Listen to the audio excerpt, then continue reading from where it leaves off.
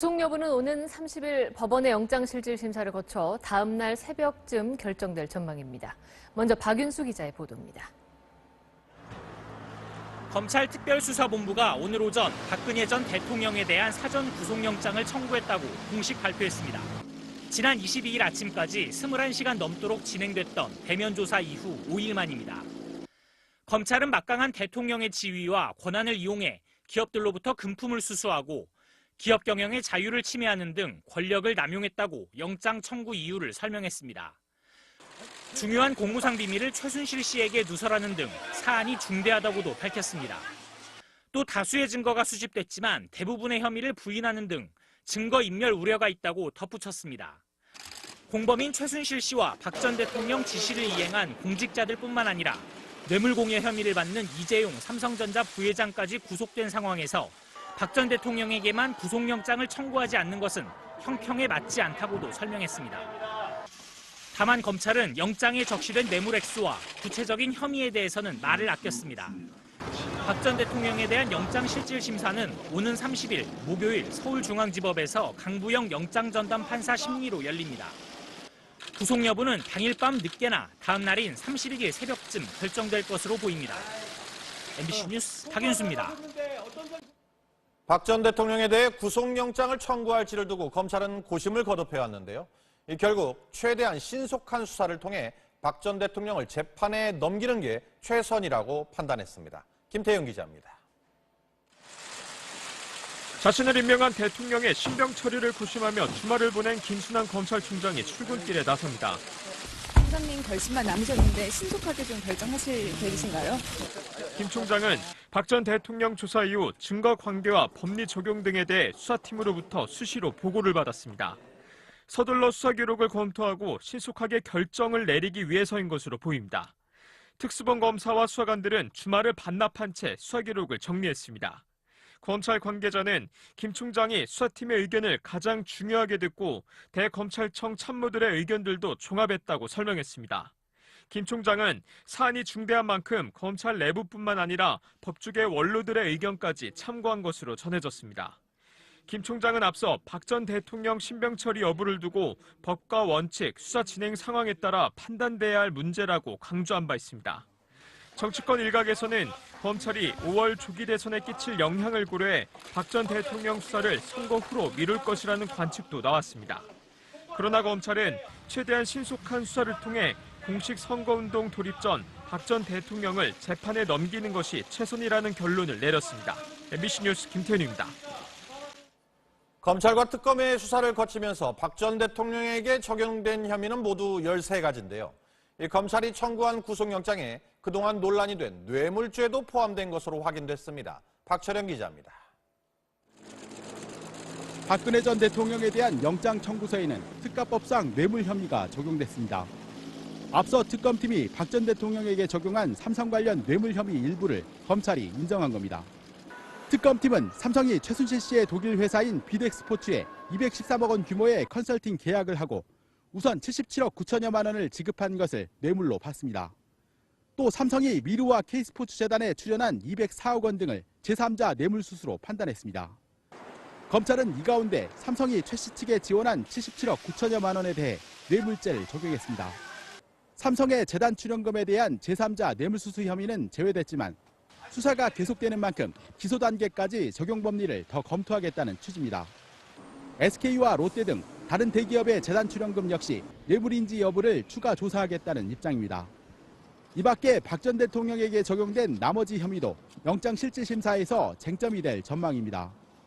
특검이 적용한 블랙리스트 관리와 공무원 부당인사 등에 개입한 혐의 등입니다. 또 특검에 앞서 검찰이 최순실 게이트를 수사할 당시 적용한 직권남용과 강요 등 8개 혐의도 여전히 유효합니다. 이 밖에 CJ그룹 이미경 부회장 퇴진 강요 미수와 청와대 문건 유출 등의 공범 혐의도 주요 쟁점이 될 전망입니다. MBC 뉴스 박철현입니다. 검찰이 구속영장을 청구하면서 이제 공은 법원으로 넘어갔습니다. 검찰과 박 전 대통령 측 변호인단은 법원의 최종 결정을 두고 치열한 공방을 벌일 것으로 보입니다. 홍승욱 기자입니다. 검찰이 박근혜 전 대통령에 대한 구속영장을 청구하면서 최종 구속 여부는 법원에서 결정이 나게 됐습니다. 검찰과 박 전 대통령 측 변호인단은 오는 30일 오전 10시 반부터 서울중앙지법에서 열리는 영장실질심사를 통해 혐의를 다투게 됩니다. 박 전 대통령은 뇌물죄를 비롯해 모두 13가지에 달하는 혐의를 받고 있지만 대부분의 혐의를 부인해왔습니다. 지난 21일 검찰 소환조사에서도 삼성으로부터 뇌물을 받은 혐의와 관련해 최순실 씨가 금품을 받은 점을 알지 못했다고 진술했습니다. 대기업들이 미르와 K스포츠재단에 출연금을 낸 것도 자금 지원을 요구하지 않았다고 일관되게 주장해왔습니다. 법원의 영장실질심사에서도 이 같은 입장을 유지할 것으로 보입니다. 박 전 대통령 측은 지난해부터 변론을 맡은 유영하, 정장현 변호사를 중심으로 방어에 나설 것으로 보입니다. 변호인단은 현재 입장 발표를 유보한 채 영장실질심사에 대한 대책을 논의하고 있습니다. 이에 맞서는 검찰은 박 전 대통령을 직접 소환조사한 한홍재 서울중앙지검 형사 8부장이나 이원석 특수 1부장을 투입할 가능성이 큽니다. 혐의를 부인하는 박 전 대통령 측과 혐의를 입증하겠다는 검찰 사이에 치열한 법정 다툼이 벌어질 전망입니다. MBC 뉴스 홍승욱입니다. 네, 구속영장이 청구되자 박 전 대통령의 삼성동 자택 앞엔 지지자들이 다시 모여들고 있다는데요. 현장 연결해 보겠습니다. 자, 최경재 기자, 뒤에 경찰들이 많이 보이는군요.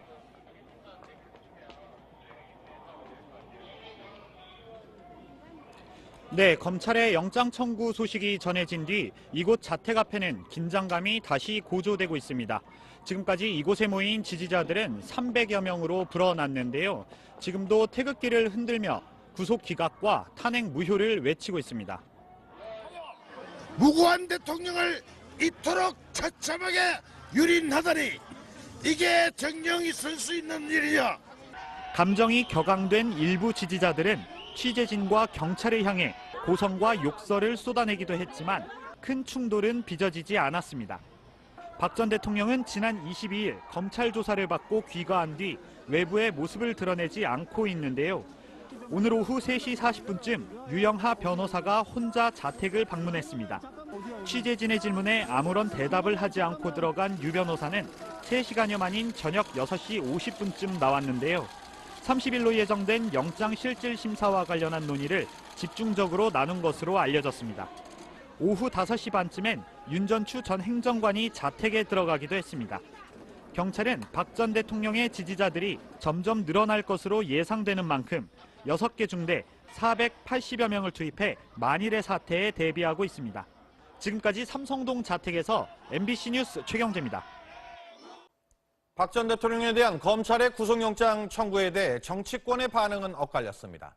더불어민주당과 국민의당은 일제히 반겼지만 자유한국당은 유감을 나타냈습니다. 현재근 기자입니다. 더불어민주당은 법과 원칙에 따른 당연한 결정이며 검찰이 이제서야 국민의 바람이 무엇인지 깨달은 것 같다고 밝혔습니다. 애초에 뇌물을 준 사람은 구속이 되었는데 뇌물을 받은 사람은 구속하지 않는다는 것 자체가 형평성 논리에 맞지 않습니다. 국민의당은 법이 권력에 아부하지 않는다는 법불 악유의 정신을 검찰이 보여줬다며 조속한 영장 발부를 촉구했습니다. 이제 법원이 법과 원칙에 따라 구속영장을 발부할 것을 기대합니다. 반면 자유한국당은 적절치 못한 판단이었다며 법원이 구속영장 심의를 신중하게 해야 한다고 밝혔습니다. 도주와 증거인멸 가능성, 전직 대통령에 대한 예우 측면에서 매우 잘못된 결정이고 유감으로 생각한다. 바른정당은 또다시 대통령 구속이라는 역사적 아픔이 반복됐다면서 박 전 대통령의 반성도 촉구했습니다.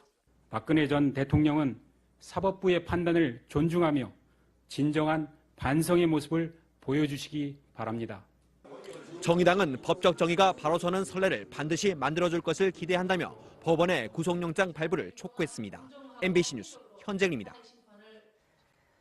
박근혜 전 대통령은 1997년 영장실질심사제 도입 이후 그 대상이 된 첫 번째 전직 대통령이 됐습니다. 법원이 구속영장을 발부한다면 노태우 전두환 전 대통령에 이어 3번째로 구속되는 불명예도 안게 됩니다. 박성원 기자입니다. 노태우 전 대통령은 퇴임 2년여 만인 1995년 11월 4천억 원대 비자금 조성 혐의로 검찰에 소환됐습니다. 이후 한 차례 추가 소환된 뒤 결국 구속 수감됐습니다. 전두환 전 대통령은 검찰의 출석 요구에 응하지 않았습니다. 1995년 12월 군 형법상 반란 수괴 혐의를 받은 전 대통령은 연희동 자택 앞에서 기자회견을 한 뒤 고향인 경남 합천으로 내려갔습니다. 그러자 검찰은 다음날 새벽 전 대통령을 전격 체포해 서울로 압송했습니다. 두 전직 대통령의 공통점은 법원의 영장 실질 심사 없이 서류만으로 구속영장이 발부됐다는 점입니다. 영장 심사가 도입됐던 1997년 이전에 검찰 수사를 받았기 때문에 피의자 방어권을 행사할 수 없었습니다. 오늘 검찰이 뇌물 등의 혐의로 구속영장을 청구한 박 전 대통령의 경우는 법원의 영장 실질 심사를 받는 첫 전직 대통령이 됩니다. 법원은 영장 실질 심사가 예정된 오는 30일 경호 인력을 배치하고 청사 주의를 통제하는 방안을 검토하고 있습니다. 영장 발부 여부가 결정될 때까지 박 전 대통령은 구치소 또는 검찰청에 마련된 유치장소에서 결과를 기다리게 됩니다. 법원이 박 전 대통령에 대한 구속영장을 발부한다면 박 전 대통령은 헌정사상 세 번째로 구속되는